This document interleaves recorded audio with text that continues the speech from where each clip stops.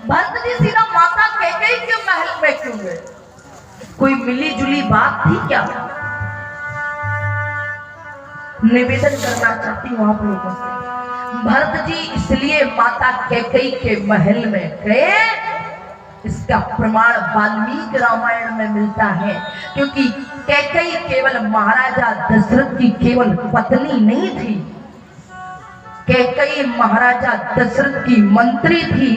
और हर शाम को, शाम के वक्त महाराजा दशरथ अपनी सभी पत्नियों के साथ, सभी मंत्रियों के साथ बैठ करके वो कैकेयी के महल में विचार और विमर्श किया करते थे।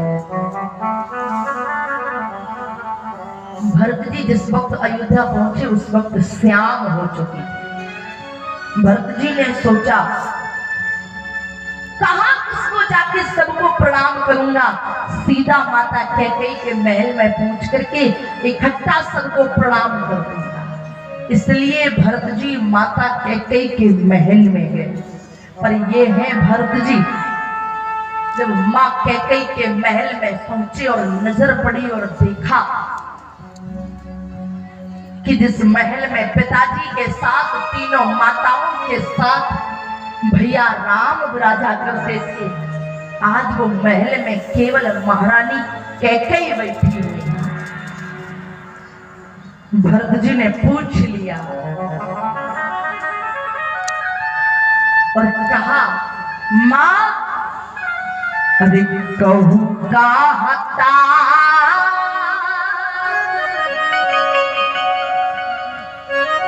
कहा सब माना, कहे मां हमारे पिता महाराजा दशरथ कहाँ है? कहाँ सब माता? मां कौशल्या, मां सुमित्रा कहाँ है? और मां बोले कहाँ सिया,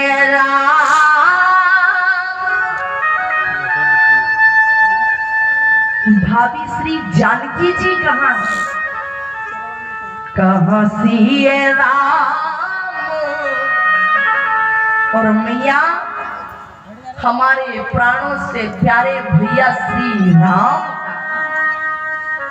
और माँ लखन प्रिय भ्राता माँ लक्ष्मण कहाँ है, जिसके बिना अयोध्या की संपूर्ण ठकुराई सुनी। बताओ ना माँ कहाँ है सब लोग? कैकेयी ने पहले नहीं बताया। कैकेयी ने कहा भरत पहले बैठो और सुनो। बोले तात बात में सकल संहारी और भय मंथरा साए। कहा भरत वो तो मैंने सारी बात को बना लिया, सारी बात को बना लिया। जो मंथरा है ना उसने मेरी मदद की। भरत जी ने पूछा माँ कौन सा काम बन गया, कौन सी बात बन गई, बताओ तो सही। कैकेयी ने जवाब दिया भरत मैंने तो सारी बात बना ली थी, पर लेकिन बोले कछु की काज विधि बीच बिगाड़, कछु के काज विधि बीच बिगाड़, कछु के काज विधि, कछु के काज विधि बीच बिगाड़, गुरुपति सोरे पर मोर पर विधार्यो, गुरुपति सोरे पति मोर पर विधार्यो। कैकेयी ने कहा भरत बस थोड़ा सा काम बिगड़ गया। कौन सा काम बिगड़ गया? बोले भूपति सुरपति पुर पद, बोले महाराजा दशरथ का देहांत। जैसे ही सुना दशरथ भरत जी ने कि पिताजी का देहांत हो गया, भरत जी अंदर से टूट गए। ये सच्चाई है, सत्यता है जीवन की। बुरा मत मानिएगा, इस बात का दुख केवल उन लोगों को होगा जिनके सिर पे से उनके पिता का हाथ उठ चुका है। क्योंकि पिता केवल पिता नहीं होता, पिता तो एक छत के समान है, और छत की कीमत उन लोगों को पता होती है जिनके सिर पर छत नहीं होती। महाराज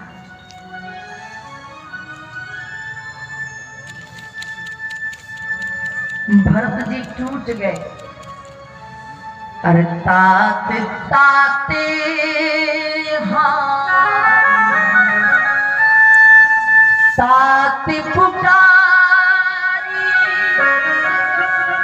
और परे भूमि तल व्याकुल भारी। भरत जी पिताजी पिताजी कह के जमीन पर गिर पड़े। ये सच्चाई है। अगर पिता अपने हैं, याद रखिएगा जीवन में, अगर पिता अपने हैं, पिता साथ है, तो बाजार में हर रखा खिलौना अपना नजर आने लगता है। अगर पिता साथ है तो बाजार में हर रखा खिलौना अपना नजर आने लगता है। और पिता अपने नहीं है, पिता अपने साथ नहीं है, तो याद रखना घर में रखा खिलौना भी पराया नजर आएगा। उसका कारण है, जब संसार में कोई किसी का साथ नहीं देता ना, बाप का नाम काफी होता है। जब जिस समय, या बहुत से लोग बैठे होंगे, अगर आपके ऊपर कोई बहुत बड़ी विपत्ति आने पड़ी है, क्या अगर आपके ऊपर कोई बहुत ज्यादा विपत्ति आ गई, अगर आपके ऊपर कोई विपत्ति आ गई है ना, उस समय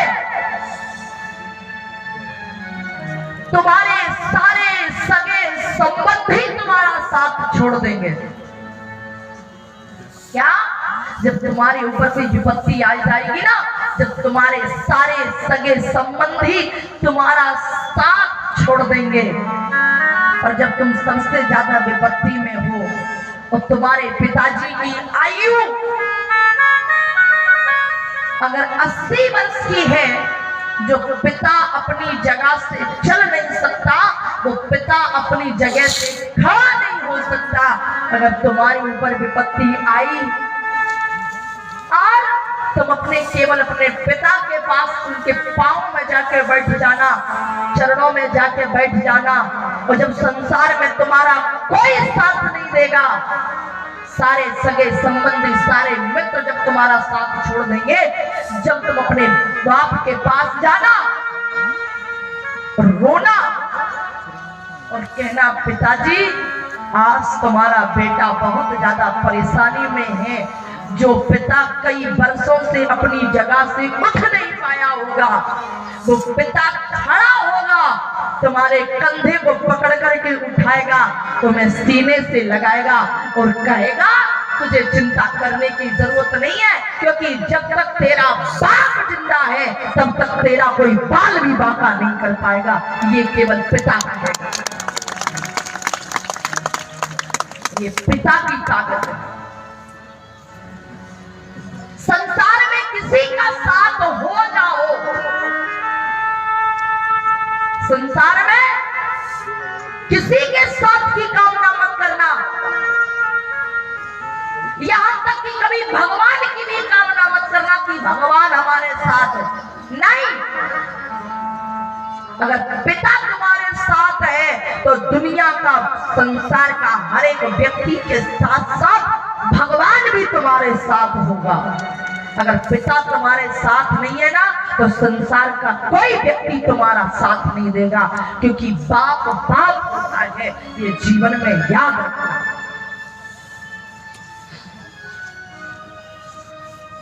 आज भरत जैसा ज्ञानी, भरत जैसा बेटा, भरत जैसा बलवान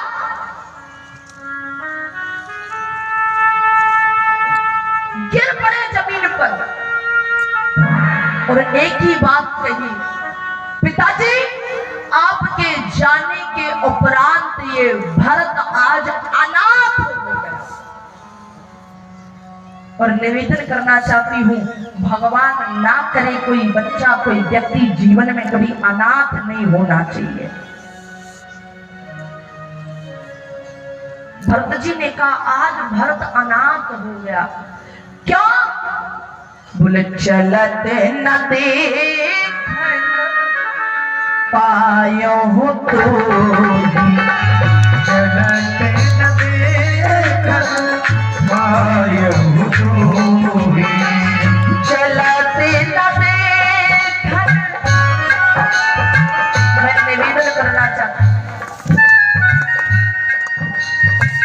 भरत जी कह रहे हैं आज भरत अभागा है, क्या?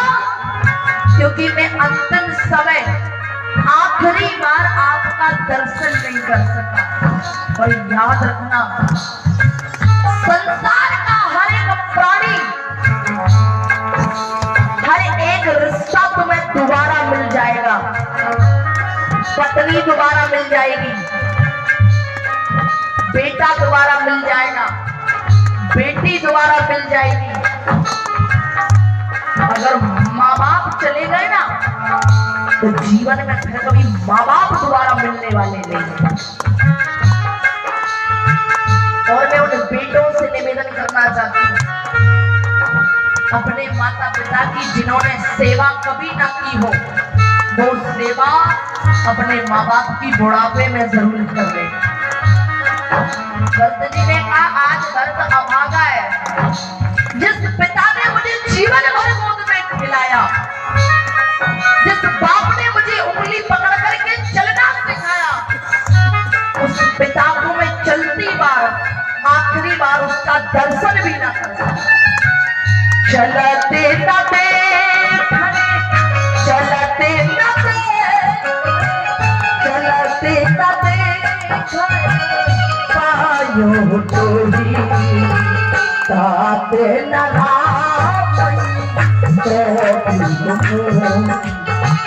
ताते नरावई सोपे हुए, ताते नरावई सोपे हुए। पिताजी मैं आपको अंतिम बार आपका दर्शन ना कर सका, और तात न रामई सौंपे मोही। पिताजी ये भरत आपके जाने के उपरांत अनाथ हो गया, क्योंकि आपने अंतिम बार जाते वक्त कम से कम इस भरत अनाथ का हाथ कम से कम केवल राम के हाथ में देकर के ये कहते थे कि राम, जैसे लक्ष्मण तुम्हारा बेटा है, जैसे तुमने लक्ष्मण को अपना पुत्र, अपना बेटा मान लिया, उसी प्रकार से आज से भरत भी तुम्हारा हो गया, तो भरत आज अनाथ ना होगा। भरत जैसा वीर, भरत जैसा योद्धा उठ नहीं पा रहा है। बोले बहुर धीरे धरे उठे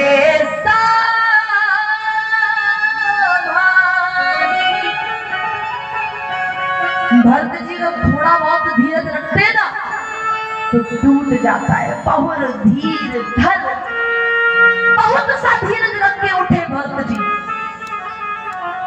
तब भरत जी खड़े और मां कैकेयी के आंचल को पकड़ा, और मुझे लगता है कि शायद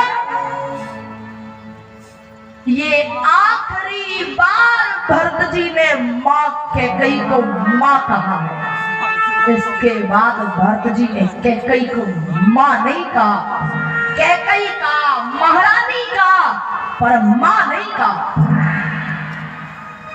अंतिम बार मां कहा और कहा बहुर धीरे धर उठे सवारी और कहु पी तुम मरना हित महता। मां पिताजी के मरने का कारण क्या है?